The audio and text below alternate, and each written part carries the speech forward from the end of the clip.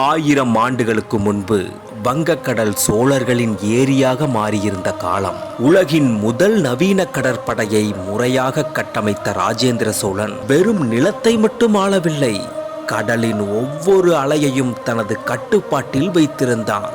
கடலில் திசையறிய மச்ச இயந்திரம் மற்றும் காற்றின் போக்கை கணிக்க நுணுக்கமான வானியல் அறிவை பயன்படுத்திய தமிழனவன். ஸ்ரீ விஜய பேரரசு என்று சொல்லக்கூடிய இன்றைய இந்தோனேசியா மற்றும் மலேசியாவானது சோழர்களின் வணிகத்தை தடுத்தபோது ராஜேந்திரன் சீறிப்பாய்ந்தான்.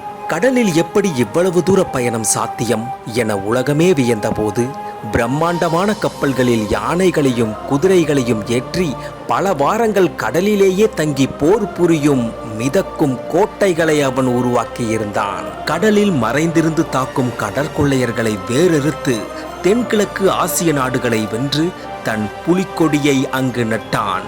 அன்று கடாரம் கொண்ட அந்த தமிழன் உலக வரைபடத்தில் தமிழனின் வீரத்தை உப்பு காற்றால் எழுதிச் சென்றான். உலக நாடுகளே கடலை கண்டு அஞ்சி கரையில் நின்றபோது கடலின் மார்பில் ஏறி பயணம் செய்த தமிழன் அவன்.